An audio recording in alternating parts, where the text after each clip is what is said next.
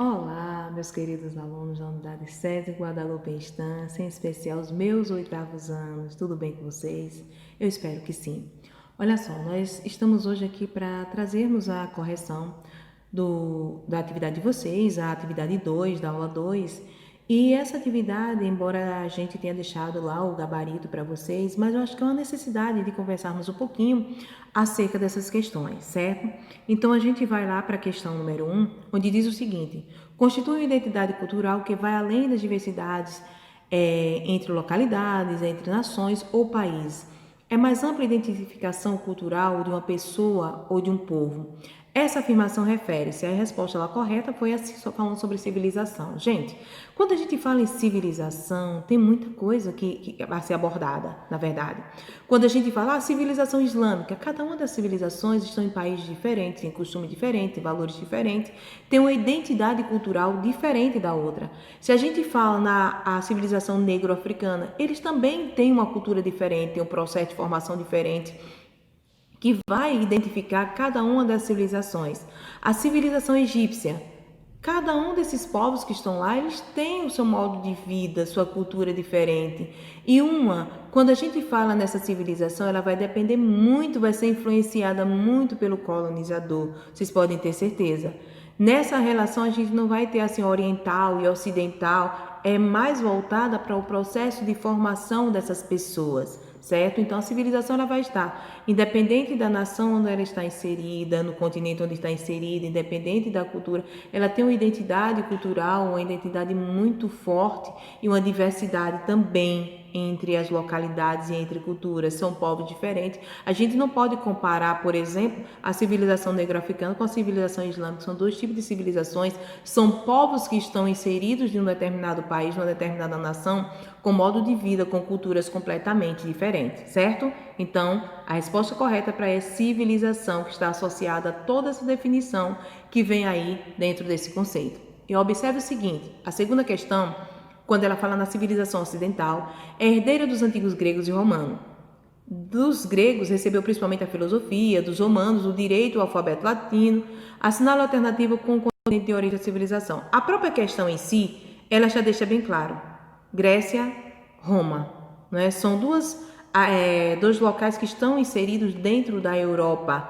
Então, quando fala origem, é a origem de onde veio. Então, o continente base aí, de onde surgiu, foi justamente o continente europeu e expandiu essa cultura ocidental para outras partes do mundo.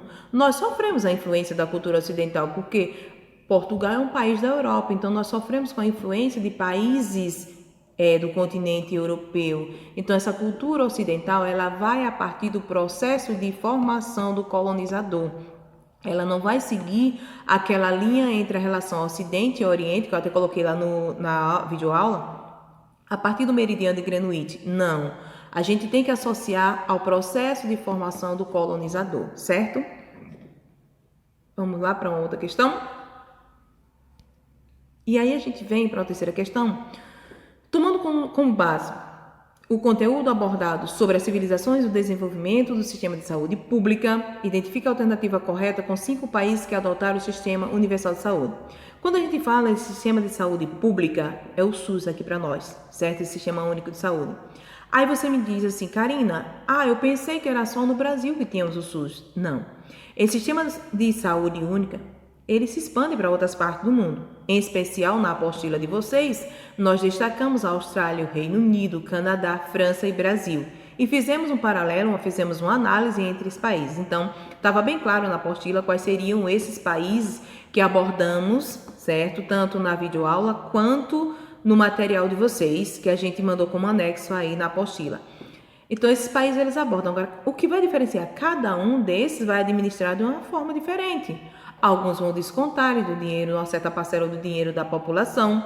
Outros vão pegar os impostos para administrar e atender essa população com o Sistema Único de Saúde. Alguns vão restringir os serviços de saúde que vão ofertar. No Brasil, nós vamos ter de uma simples aferimento de pressão, verificar se a pressão está alta, está baixa, para grandes cirurgias. Então, assim, o Brasil ele faz sua diferença nesse sentido. E aí a gente vai para o conceito em si. O que é que traz, né? Porque eu já comecei falando uma questão, o que é que traz nessa quarta questão? É um dos maiores e mais complexos sistemas de saúde. Quando a gente fala nessa complexidade, vocês observam o seguinte, às vezes o sistema de saúde ele é tão lotado, tem tantas pessoas a serem atendidas, que há uma dificuldade em ser atendido diariamente. Às vezes um exame você tem que demorar um mês para fazer, para agendar. Uma consulta às vezes demora um mês, 15 dias, depende. Então é uma complexidade muito grande. A burocracia muitas vezes para liberar alguns exames, a realização de cirurgias também. Então são coisas que a gente tem que entender dentro desse processo, desse sistema de saúde. E vamos lá, né? Abrange cirurgias simples, atendimento para avaliação de pressão, olha aí o que eu falei, né? A questão da pressão, por meio da atenção primária, até o transplante de órgãos, que já chega a ser uma cirurgia bem maior, garantindo acesso integral, universal e gratuito por toda a população do país. Quando a gente fala em alguns países, algumas restrições, no Brasil não, gente. Esse Sistema Único de Saúde, ele atende pobre, ele atende rico, ele atende quem trabalha, quem não trabalha. Ele é um atendimento gratuito para toda a população. Então, esse Sistema Único de Saúde, que a gente fala tanto o SUS, é essa denominação aí, é para que ele serve, é essa utilidade aí, ok? Então, vamos lá. O Sistema Único de Saúde, o SUS, né, no Brasil, é um dos maiores e mais complexos sistemas de saúde público do mundo. Aí vem esse textinho todo, que eu tenho certeza que vocês já leram, e em cima desse textinho, né, para a gente ganhar tempo, diz o seguinte, para que possa assinalar a alternativa incorreta.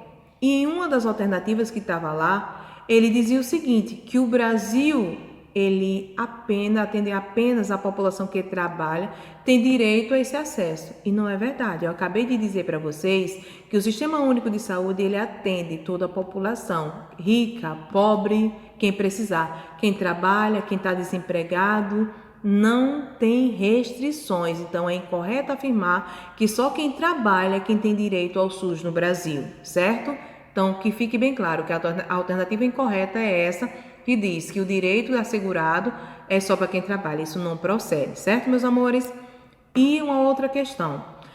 Ela fala o seguinte, observe a tabela e analise quais países apresentam mais gastos públicos com a saúde e que apresentam menores gastos públicos com a saúde. E assim, a gente vai analisar que apresenta o maior gasto, o maior investimento, e aquele que apresenta menos. Quando vocês observam na participação, na parte onde tem participação, o segundo quadro aí da tabela, e temos aí alguns países e essas participações. Vocês observem que Cuba, ele sai na frente, ele lidera, embora seja um país socialista, mas há um investimento muito grande na área da saúde. E em meio aí ao que menos investe, observe a tabela, quem é que está aí embaixo? O Brasil. Infelizmente, mesmo com todo investimento, o Brasil ainda sai perdendo para esses outros países aí, certo? Então vamos lá. Então a resposta correta seria Cuba e Brasil.